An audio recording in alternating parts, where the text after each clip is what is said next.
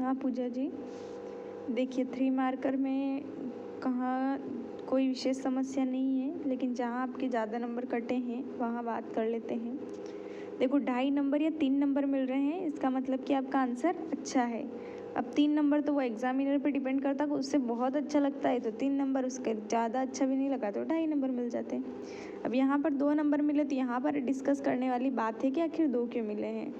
तो क्वेश्चन था ये डेयरी, है ना, डेयरी था तो आपने क्या लिखा, भारत में मध्य प्रदेश का तीसरा स्थान। फिर सेकंड पॉइंट लिखा दुग्ध उत्पादित सामग्री का केंद्र। तो ये सेकंड पॉइंट है ना, ये आपको फर्स्ट पॉइंट में लिखना था कि डेयरी क्या है, एक दुग्ध उत्पादित सामग्री का केंद्र है, ठीक है, या दुग्ध उत्पादन का केंद्र है, ये लिख दिया। फिर सेकंड पॉइंट में लिखो कि भारत में डेयरी का भारत में मध्य प्रदेश में इसका तीसरा स्थान है और इसके प्रमुख उत्पादक जिले हैं मुरैना, ग्वालियर। लिखा आपने बढ़िया है, कोई दिक्कत नहीं है, पर सीक्वेंस, जैसे कि आपसे आपका इंट्रोडक्शन पूछेंगे तो आप क्या कहेंगे, सबसे पहले अपना नाम बताएंगे कि मेरा नाम पूजा है, फिर आप अपने पापा का नाम बताएंगे कि मेरे पापा का नाम ये है, फिर आप बताएंगे कि मेरे पापा ये करते हैं, मैं इस गाँव से आई हूँ, ऐसा बताएंगे। तो ये सीक्वेंस हो जाता है एक तरह से। तो आंसर में भी ये सीक्वेंस काम करता है। अगर आप ऐसा बोलेंगे कि मेरे पापा का नाम ये है, फिर आप बोलेंगे कि मेरा नाम ये है, तो वो सीक्वेंस गलत हो जाएगा ना। तो बस वैसा ही है इसमें कि थोड़ा सा सीक्वेंस का ध्यान रखना पड़ेगा। बाकी फिर ये नेक्स्ट था पीसी कल्चर। तो पहली चीज़ तो आप ये ऐसे पीसी ऐसे नहीं लिख सकते हो।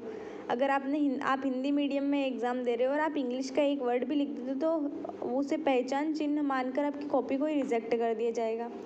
और दूसरी चीज़, पीसी कल्चर में मधुमक्खी पालन नहीं होता है, पीसी कल्चर में मछली पालन होता है ना, इसलिए आंसर गलत हो गया है। तो आप कोशिश करें कि कोई सा भी इंग्लिश के शब्द ना लिखे अपने उत्तरों में। फिर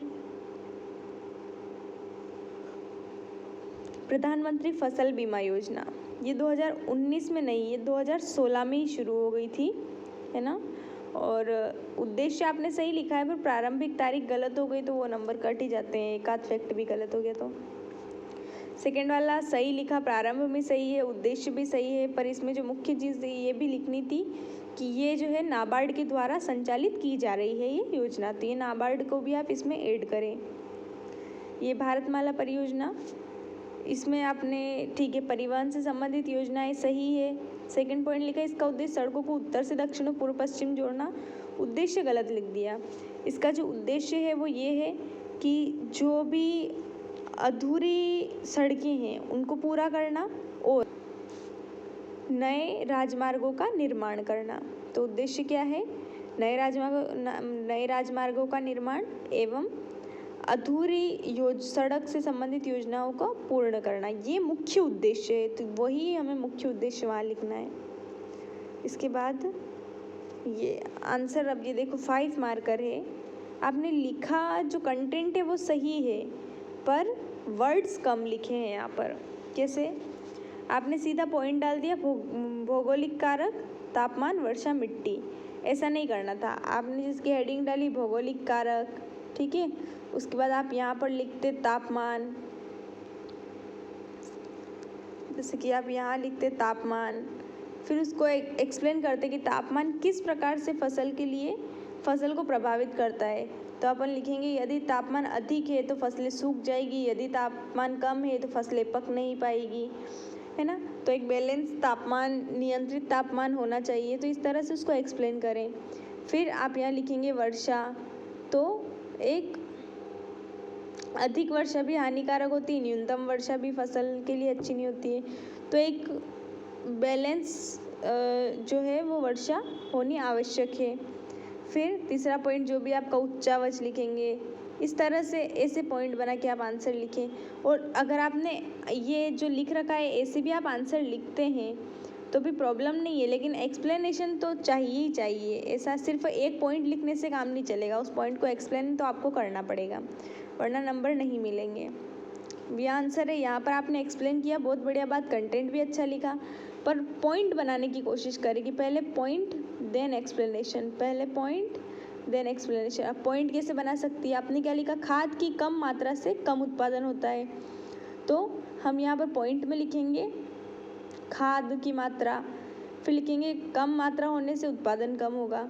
फिर जिसकी ये लिखा आपने भूमि की उर्वरक शक्ति में कमी होना। तो अपन यहाँ पर पॉइंट बनाएंगे, पहले इस जगह लिखेंगे उर्वरकता, फिर लिखेंगे कि अगर यदि उर्वरकता कम है तो फसल प्रभावित होगी, है ना। तो इस तरह से पॉइंट बनाए फिर आंसर लिखें तो वहाँ नंबर अच्छे मिलेंगे। सेम इसी आंसर में भी यही करें। आंसर तो आपने अच्छा लिखा, कंटेंट भी बढ़िया है, कोई दिक्कत नहीं है, पर फॉर्मेट में थोड़ा सा चेंज करेंगे, point then explain, point then explain. यहाँ पर भी वही चीज़ है कि थोड़ा सा लिखने का थोड़ा सा पैटर्न चेंज करना पड़ेगा, बाकी कंटेंट सही है। यहाँ पर भी वही चीज़ हो गई कि आपने सिर्फ पॉइंट लिखे हैं और एक्सप्लेन नहीं किया है उन पॉइंट को, इसलिए नंबर कटे हैं। बाकी कंटेंट जो चाहिए वो आपने दिया है, पर पूरा कंटेंट नहीं दिया, है ना।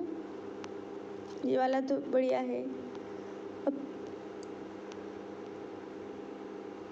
11 मार्कर ने आपने अच्छा लिखा है, आंसर बढ़िया है ये, ठीक है।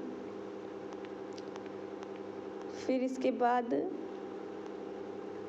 ये वाला 11 मार्कर, ये थोड़ा सा मतलब लिखा तो अच्छा है, पर ये देखो ये वाला जो पेज है कैसा पैराग्राफ जैसा हो गया।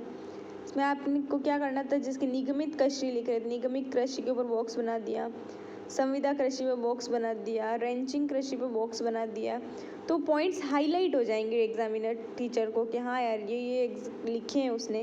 और अगर आप ऐसे बॉक्स नहीं बनाओगे तो पता ही नहीं चलेगा, उसको ढूंढना पड़ेगा कि कहाँ पॉइंट लिखा है ना। तो पॉइंट बनाए अच्छे से तो नंबर बढ़िया मिलेंगे, बाकी कंटेंट का कोई इशू नहीं है, अच्छे लिखे आंसर।